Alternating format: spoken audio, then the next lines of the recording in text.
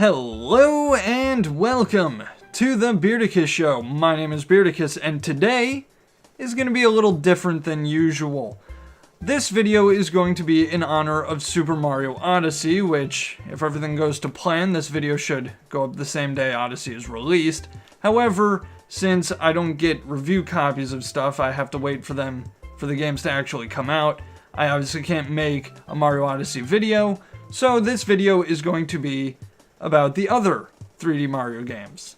Specifically, I'm going to be ranking my top 3 favorite 3D Mario games, and just for clarity's sake, Super Mario 3D Land and Super Mario 3D World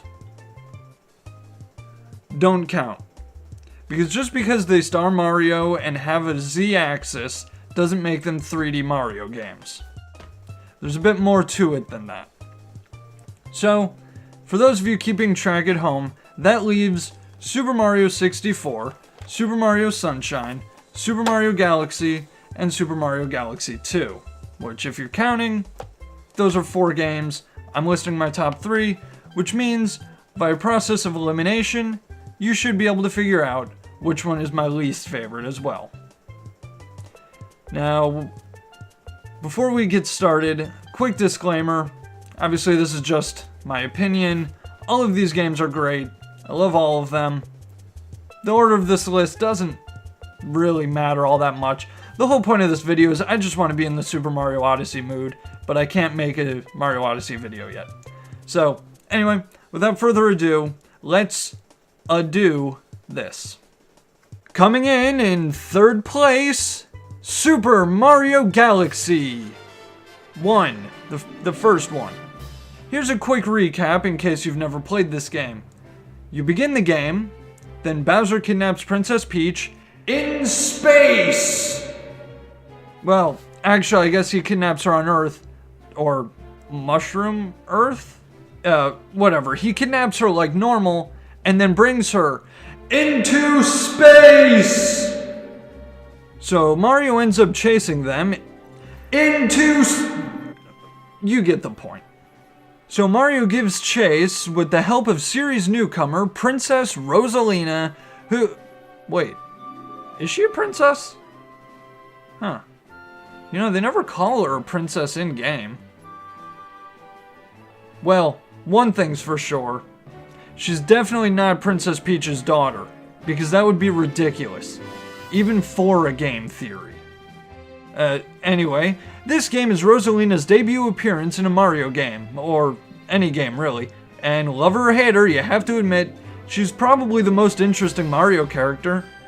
You know, because she has a backstory. Which is kind of surprising because, as we all know, rule number 1 of Mario is, thou shalt not have any interesting plot or character developments. Heh, Rosalina, you better watch out. If you keep this up, you're gonna end up just like Paper Mario. I miss it so much. But Rosalina's not the only character making a debut appearance. That's right, everybody's favorite Mario brother is here too. And what? No, not Mario. I mean, yeah, sure, Mario's here too, obviously.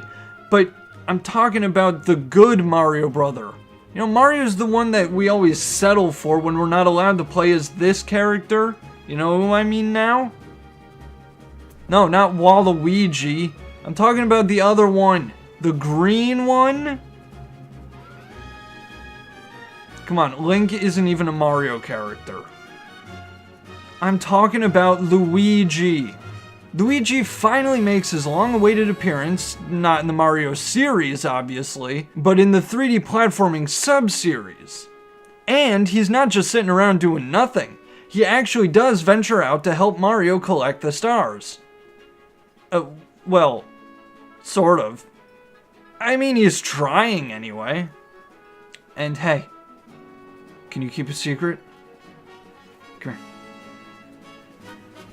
If you get all 120 stars, you can play as Luigi. Isn't that awesome?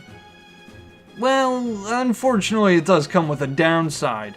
Luigi actually acts as sort of a New Game Plus, so instead of just playing as him, you actually have to play the entire game again. And if you're thinking, well, that's just extra stuff, what difference does it really make? Well, it does make a difference, at least to me. Luigi's my favorite character. I want to play as him, but I don't want to have to replay an entire game just to play as him. And besides, even if you don't necessarily want to play as him, if you want to complete the game, you need to play as him, because if you get all 120 stars as Luigi, you actually unlock the super secret final mission. Huh. I guess it's not really much of a secret now that I've said that. Okay, fine. That secret mission is more of a final farewell than anything else. But there is still a bigger problem I have with this game. And this one is on a fundamental level. The galaxies. The galaxies in this game are so linear. It's straight from point A to point B, and that's it. And to make it worse, the missions in this game alter the galaxies on some level to force you to get whatever mission you selected, which means you have to get every star in every galaxy in order. And several missions will alter a level so much that you're going to completely different planets than the ones you went to in the previous mission. So what's even the point of making these missions part of the same galaxy? If you're gonna alter the galaxy that much, why not just make them different galaxies altogether? But hey, Mega Leg is pretty cool, huh? Well, that's one game down, which means there are 3 games left. Now, let's see what game came in second place. Super Mario Galaxy 2. Super Mario Galaxy 2 is, at its core, a polished version of Mario Galaxy 1, so it kinda makes sense that it would be higher on the list. I mean, it's its own game, but since it shares most of its mechanics with the first game, most of the problems that I have with this game were also in the first game. But this game also fixed some of the problems with the first game, which basically means there's a net gain. The only exception to this rule is how linear the game is. Because while the galaxies are more or less just as linear as they were in the first game, they removed the hub world in favor of a map screen. Which means that in addition to the extremely linear missions, and the missions that have to be done in a linear order, you now have to visit the galaxies in a linear order too. Because, as we all know, the fewer choices you give us, the more we'll like the game. And, hang on a second, where's Rosalina? Oh, they must have gotten rid of her. Hey, look, I told her that would happen if she kept the backstory. It's her own fault, she didn't listen. I warned her. So, who'd they get to replace her anyway? Is that Patrick Star? What is he doing here? Well, at least it's not just a generic Toad, right? Am I right? You know what I'm talking about, right, Sticker Star? Oh, that's a bad example. Anyway, those are the main negative changes to the game, so let's switch over to the more positive changes. The first of which is the inclusion of Yoshi. Well, I guess technically Yoshi was in the first game, but I mean, that hardly counts. Well, okay, yes, that level does count how many Goombas you stomp in a row, but you know what I mean. You can actually ride him in this game, and he's got the usual abilities. He can flutter jump, he can eat things, he's even got access to his own set of power-ups through these fruits. Like this super spicy pepper that makes him run really fast. Then there's this, I don't know, I guess it's like a blue apple that lets him inflate himself, just like a balloon, for some reason. And finally, some sort of radioactive pear? Yoshi, maybe we don't want to eat that one. But Yoshi isn't the only green Mario character to have an expanded role compared to the first game. That's right, Link is back. Luigi is back. And he's no longer an NPC. In this game, you'll occasionally find him in a level and then you can play as him without having to play through the entire game first. Yeah, sure, he's not in every level, but I mean, you know, he shows up every now and then. And if you want to play as him permanently, because let's be real, who doesn't? You can. All you have to do is beat the game. That means you only need 70 stars, not 120. Which means you can play pretty much half of the game as Luigi if you want. And while the inclusion of Yoshi and the change to Luigi's playability are huge factors in why this game beat out Mario Galaxy 1, I do realize that not everybody shares my opinions on the green Mario characters. So, I'm going to give a more objective opinion that coincidentally also has to do with the color green. Huh. In this game, when you get all 120 stars, you aren't told to replay the entire game. Instead, you are given a new challenge. The Green Star Challenge. Which does sort of require that you replay the entire game, but this time you're looking for new stars that weren't there before, so it's not like, you know, it's not great, but it's better. And if you manage to get all 120 green stars, that's 240 stars total, you'll unlock, just like in the first game, a super secret final level that is no longer a secret because I'm telling you about it, but this time it's the Grand Master Galaxy. And instead of it being a final farewell, it's more of a final exam. You're thrown into this galaxy where you have to use all of the skills you've gained throughout the playthrough to get that elusive 241st star. And then you have to do it again with 1 HP. Good luck. But what happens after that? After you've surmounted every challenge, found every secret, and collected every star? You get a cameo! Hey Rosalina, it's good to see you're not actually as dead as Paper Mario. Although, it doesn't really feel worth it. It's nothing personal against Rosalina, it's just 242 stars is kind of a lot of work just to hang out with her again.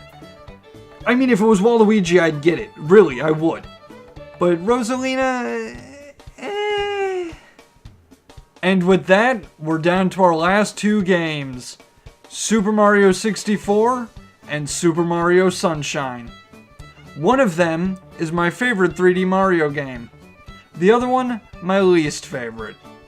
But which is which? Stay tuned till after these messages to find out.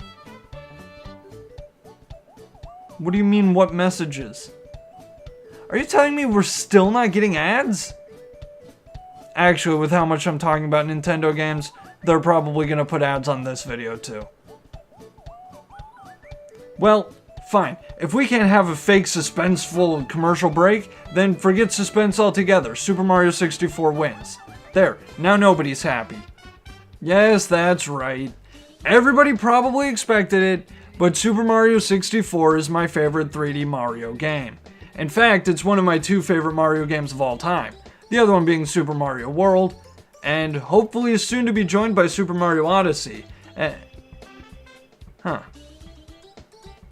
You know, if that game turns out to be disappointing, this video is gonna retroactively become extremely heartbreaking. Anyway, Super Mario 64 is a perfect game. There are absolutely no flaws whatsoever. So, that's about it. Thanks for watching, everybody, and I'll see you next time. Goodbye.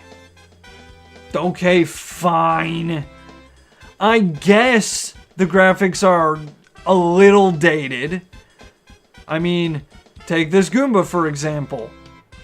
I'm not even sure if that's really a Goomba. And the camera is just a little bit infamous for being completely terrible. And sure, the only NPCs in this game are toads, but I mean, there's nothing wrong with that.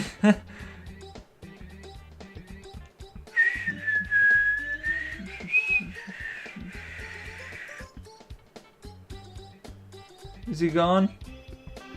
Yeah, Fine, yes, the N64 had limited memory and it shows. As I've already mentioned, the only NPCs are toads who, I assume, teach you tips and tricks if you talk to them, but I've never actually talked to any of them. Well, aside from the 3 that give you power stars, obviously. So, yes, this game isn't perfect. No game is entirely without flaws. But I still wholeheartedly believe that this game is the best of the 3D Mario games, even if that is partially because of my nostalgic bias. It's the only game with truly exploration-based levels. Sure, the levels are fairly simplistic, being much smaller in comparison to any of the other 3D Mario levels, with relatively few enemies scattered throughout. But that's okay, because the main challenge of this game comes not from earning stars, but from finding stars. Sure, that means for veterans such as myself, this game is a walk in the park, but that's okay, because sometimes it's more fun to get creative and find new ways to get stars. Sometimes you'll find faster routes, sometimes they'll be easier. But the one thing I absolutely love about this game that always bummed me out about the other 3 is how the missions work. Because with only a few exceptions in this game, you can pretty much get every star in whatever order you want. Sure, you need to beat Big Bob-omb before you can race Koopa the Quick, but you can also just get the star behind Chain Chomp's gate and then leave Bob on battlefield completely without dealing with either of them. There's only one mandatory star in this entire game, and it's not even in the first level. It's Lord Bowser's sub, in case anyone was wondering. And sure, there's no post-game. In fact, the game doesn't even save after you beat the final boss, so there really couldn't be a post-game. The closest this game comes to a post-game are the numerous changes seen once you get all 120 stars. For example, the Big Penguin Race becomes the Bigger Penguin Race, and Bowser has some slightly altered dialogue at the end of the game. But the most notable change is the cannon out front of Peach's castle, which will be open, allowing you to access the top of the castle, where you will find Yoshi, who will helpfully give you 100 free lives. Why? I don't know. I mean, I've already finished the game. I'm not entirely sure what you expect me to use any of these lives up on. I mean, at this point, all I can really do is hang off of this ledge and then pull myself back up and what? Oh. Well then. I guess it is a good thing I have 99 extra lives. And while it would have been nice if Luigi were in this game, heck, I'd even settle for Link.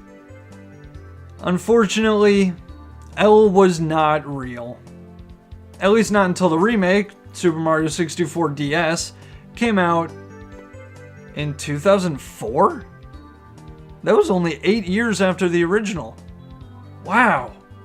So the remake was actually released closer to the original's release date than it was to the present day. Huh. Wow. So there you have it, my top 3 favorite 3D Mario games. Super Mario 64, Super Mario Galaxy 2, and Super Mario Galaxy, leaving Super Mario Sunshine to be in last place. But as I said, I love all of these games, and picking the order was actually kind of difficult. Oh wait, I just realized that could be misconstrued. When I say that, I mean the 3 games on the list are all great games, and picking between these was hard. Mario Sunshine, not so much. See, while these games were all over here competing for first, Mario Sunshine wasn't even competing for third. Mario Sunshine was over there, eating glue. Now, you might be wondering, wait, Beardicus, why are you being so mean to Mario Sunshine all of a sudden? It's not adding anything to this video, it's just gonna make fans of Mario Sunshine mad. To which I reply, yeah, maybe. Maybe I'm just trying to be funny. Or, hypothetically, maybe I'm in the middle of writing a Mario Sunshine review, and this is sort of like a sequel hook so that people will want to watch it and see why I don't like Super Mario Sunshine. Of course, if that were true, that would require that I be the kind of person who could plan ahead at all, and I don't even know how I'm going to finish this cranberry. Should have said sentence. Sentence probably would have made more sense in that context. But next thing you know, you guys are going to start saying that you think there's a reason I wear a watch in every video. I should probably go pick that up, so I'll see you next time. Goodbye. The idea that the next video is going to be Mario Sunshine. Laughable. Hey everybody, I hope you enjoyed the video, and just remember, if you disagreed with anything I said, tell me in the comments below. If you're civil about it, we might even be able to have an actual discussion. Unless you're looking to convince me that Mario Sunshine is actually the best 3D Mario game, because since this video didn't really talk about Mario Sunshine, that kind of comment wouldn't really fit in here.